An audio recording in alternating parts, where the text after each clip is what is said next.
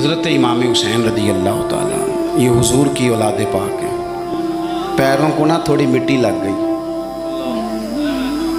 عمر جوانی کی تھی، داڑھی مبارک ساری سیاہ تھی، کالی تھی. حضرت ابو ہریرہ ان سے سالوں بڑے تھے، امیر المومنین فی الحدیث. حضرت ابو ہریرہ نے دیکھا کہ امام حسین کے مقدس قدموں کو مٹی لگ گئی.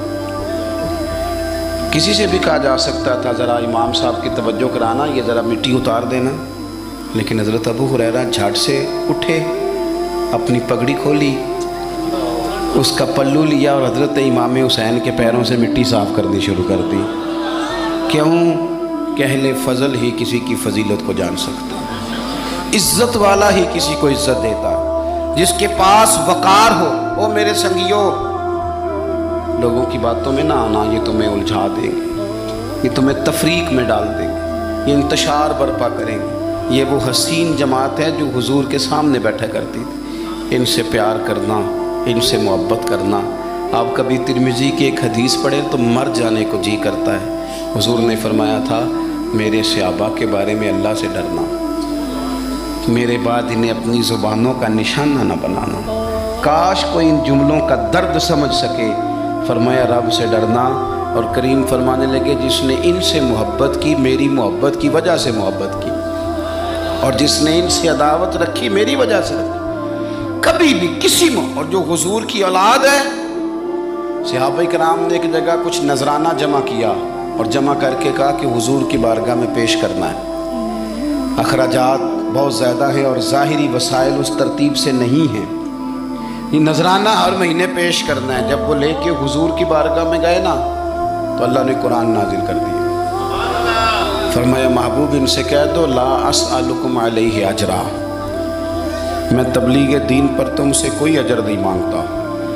الا المودۃ فی القربى، بس میرے قریبیوں سے پیار کرتے رہنا، میرے قریبیوں سے محبت کرنا، پیار کرنا قریبیوں سے.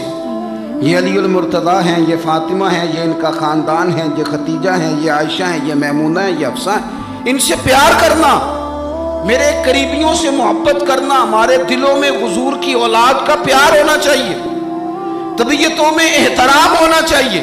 ہمارا مزاج، ہمارا دل ان کے لیے دھڑکنا چاہیے. ہمارے لہجے، ہمارے انداز ہمیشہ ان کے حق میں نرم ہونے چاہیے. میں کہہ چکا ہوں سید کا صرف عقیدہ ٹھیک ہونا شرط ہے، باقی آپ تحقیق اور تفتیش میں نہ پڑیں، وہ جانے رب جانے.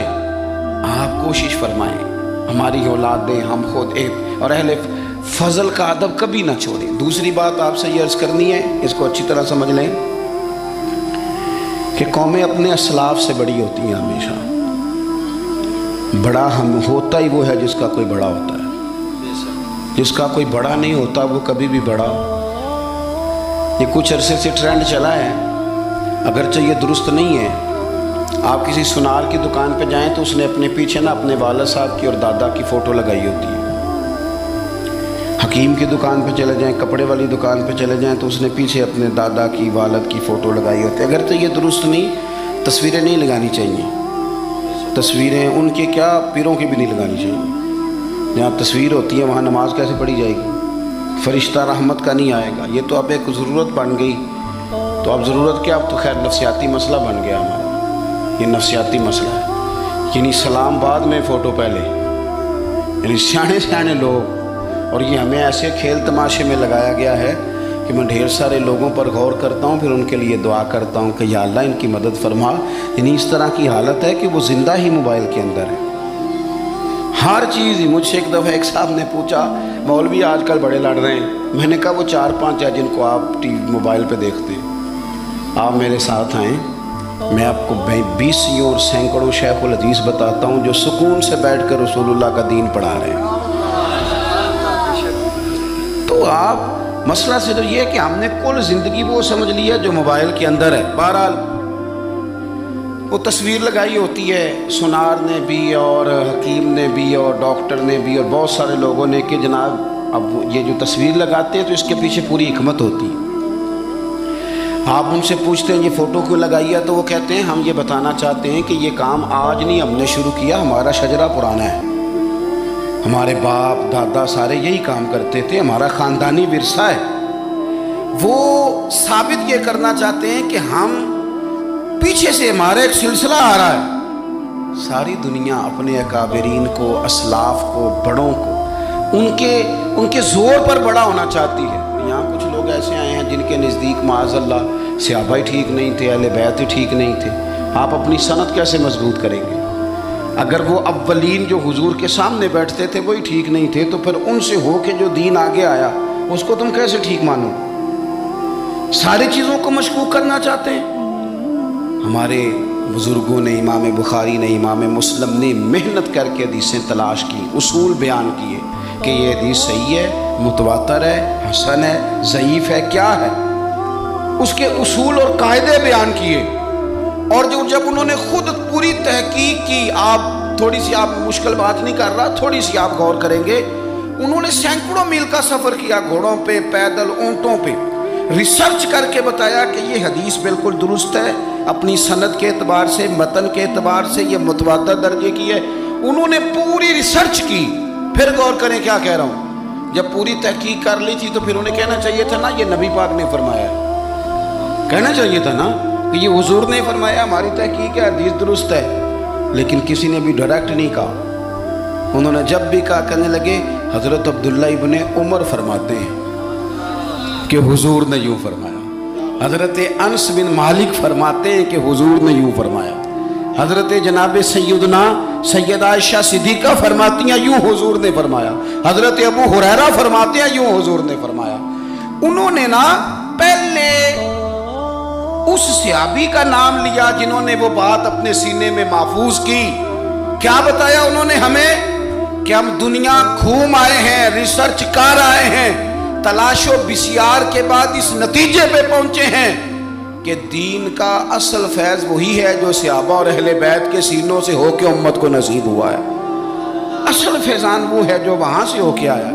تو ایک بات تو یہ کہ اہل فضل کی عظمت، اور دوسری بات کہ اپنے اکابرین کے ساتھ جوڑ کے رہنا، اور تیسری بات حضرت سیدنا امام حسین، حضرت امام حسن رضی اللہ تعالی عنہما، ان دو شہزادوں سے نا نبی پاک صلی اللہ علیہ وسلم نے جو محبت فرمائی ہے نا وہ بھی بڑی قابل دید ہے. حضور نے جو ان سے پیار کیا ہے. کچھ لوگ ایسے ہوتے ہیں کہ جن سے انسان جب پیار کرتا ہے، محبت کرتا ہے تو وہ بات نا دور دور نکل جاتی ہے، بات پھیل جاتی ہے. ان کے ساتھ نا میرے نبی پاک کا خصوصی لگاؤ ہے. اس کا مطلب یہ نہیں کہ ہر نانا ہی اپنے نواسے سے پیار کرتا ہے، یہ معنی نہیں. رسول پاک علیہ السلام جو کام بھی کرتے ہیں اللہ کی وحی کے ساتھ کرتے ہیں. حضور کا ہر کام وحی خدا ہے. اپنی مرضی سے حضور کوئی کام نہیں کرتے. تو نبی پاک نے جو بھی کیا ہے وہ امت کے لیے نمونہ ہے. حسنین کریمین سے جو حضور کا پیار ہے، جو نبی پاک علیہ السلام کی ان کے ساتھ والہانہ محبت ہے. اعلیٰ حضرت بریلوی نے حدیث لکھی ہے، راوی حضرت عثمان غنی ہے رضی اللہ تعالیٰ عنہ. حضور سید عالم صلی اللہ تعالیٰ علیہ وآلہ وسلم نے نا گھر میں پیغام بھیجا. فرمایا فاطمہ سے کہو ذرا حسن حسین کو تو بھیجے.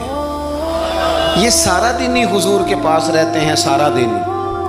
لیکن وہ جو والہانہ پن ہے، جو محبت ہے، جو ان کے ساتھ محبوب کا خاص لگاؤ ہے، سیدہ سے کہو ذرا شہزادوں کو بھیجے، تھوڑی سی دیر ہو گئی آنے میں. اعلیٰ حضرت فرماتے ہیں یوں لگتا جیسے سیدہ فاطمہ کپڑے نہیں ماں بدلنے لگتی بچوں کے، خوشبو نہیں لگانے لگتی، تھوڑی تیاری میں دیر ہو گئی تو محبوب نے نظریں جمائی ہیں اس حجرے کی طرف جہاں سے امام حسن اور حسین نے آنا ہے. رحمت کے عجب ہی جھمیلے ہیں، حسنین یہاں پر کھیلے ہیں. تو دونوں شہزادوں جب دروازہ کھلا تو حضرت عثمان غنی کہتے ہیں بچے جب نکلے نا دونوں تو یہ کوئی 10 15 50 100 میل دور سے تھوڑی آ رہے ہیں، تو یہیں رہتے ہیں. محبوب کے قرب خاص میں انہیں سایہ کرم ہر وقت نصیب ہے. لیکن نبی کریم علیہ السلام کا جو والہانہ پن ہے، جو ان کے ساتھ حضور کا رشتہ محبت ہے، جیسے ہی دونوں شہزادے آئے حضرت عثمان غنی فرماتے ہیں محبوب نے مقدس گھٹنے زمین پہ رکھ دیے اور دونوں بازو کھول دیے. ایک شہزادہ اس سینے سے لگ گیا اس کندھے سے، ایک اس کندھے سے لگ گیا. اور پہلے بھی حضور پیار کرتے تھے، پر آج تو رخ ہی بدل گیا بات کا۔ اللہ کے پیارے حبیب علیہ السلام فرمانے لگے، اے اللہ، یہ دونوں شہزادے کندھے سے لگے ہوئے، حضور فرمانے لگے، اے اللہ، میں ان دونوں سے محبت کرتا ہوں، تو بھی ان سے محبت فرما۔ اور کہا، اے اللہ، جو جو میرے حسن حسین سے محبت کرے تو ان سب سے محبت فرما، تو ان سب سے پیار کر جو میرے حسنین سے پیار کرے۔ اللہ کے پیارے محبوب علیہ السلام کی محبت جب حضور کو بھئی جس چیز کی طرف محبوب نے ایک دفعہ دیکھا ہے نا، وہ غار ثور میں حضور ایک دفعہ گئے ہیں، 3 دن قیام کیا، ایک دفعہ گئے، تو ہمارا تو کئی بار جانے کو دل کرتا ہے۔ جہاں حضور تھوڑی دیر قیام فرمائیں اس جگہ سے پیار ہو جاتا ہے، اور جن شہزادوں سے حضور اس والہانہ انداز میں پیار کریں، ان کی محبت، ان کا پیار ہمارے دلوں میں ہونا چاہیے، اور کچھ نہ ہمارے جذبات ہونے چاہیے، کچھ ہمارے جذبات میں والہانہ پن ہونا چاہیے ان شہزادوں کے لیے۔ آج کل نا ہمارے ہاں دور ہے تقریروں کا، پوسٹیں لگانے کا، اپنی اور ویسے بھی جو ہم لکھ رہے ہوتے ہیں، جو بول رہے ہوتے ہیں، وہ اپنے لیے نہیں ہوتا، الا ماشاءاللہ، وہ تو سامنے والے کے لیے ہوتا ہے۔ وہ تو حضرت مجدد الفسانی رحمۃ اللہ علیہ کے حالات پہ ایک سیرت نگار نے لکھا ہے کہ آپ نے ایک شخص کو نا اپنے سلسلہ نقشبندیہ میں اجازت دی کہ اب آپ بھی آگے اللہ اللہ بتائیں، تربیت کریں، یہی طریقہ ہوتا تھا، تو ان کو خلافت دے دی، اب وہ سلسلہ طریقت میں آگے اشاعت سلسلہ کا کام کریں گے۔ کچھ عرصے کے بعد وہ خلیفہ صاحب نے حضرت شیخ کو خط لکھا تو کہنے لگے، حضور آپ نے فقیر کو اجازت دی تھی، اب میں تقریر بھی کرتا ہوں، تدریس بھی کرتا ہوں، تصنیف بھی کرتا ہوں۔ تو حضرت فرمانے لگے، آپ بہت اچھے کام کر رہے ہیں، رب آپ کو برکت دے، پر یہ سارا کچھ تو آپ لوگوں کی اصلاح کے لیے کر رہے ہیں، کچھ اپنے لیے بھی کرتے ہیں، رات کو تہجد میں اٹھ جاتے ہیں، کچھ اللہ کے حضور رونا نصیب ہو جاتا ہے، کچھ آپ کو درود و سلام کی کیفیات نصیب ہوتی ہیں، یہ تو جو کچھ ہے الحمدللہ بہت اچھا ہے، قابل تعریف ہے، پر یہ تو آپ خدمت دین کا کام کر رہے ہیں نا، لوگوں کی، آپ اپنے لیے کیا کر رہے ہیں؟ یہ بھی تو مقام غور ہے۔ بہت ساری چیزیں آج ایسی ہیں جو تقریروں میں، تحریروں میں، لیکن ہمارے پرانے بزرگ جو تھے ان کا رنگ اور تھا، ان کا انداز والہانہ تھا، والہانہ۔ میں نے کئی دفعہ سنائی ہے بات، پھر سناتا ہوں۔ بڑی عید پہ نا میرے والد صاحب چاول لائے، غریب گھر تھا تو ثابت چاول اور بہترین چاول کم ملتے تھے، تو جو زیادہ اچھے چاول تھے اماں جی نے ایک دفعہ پکائے تو وہ بڑے اچھے لگے، تو سب نے تعریف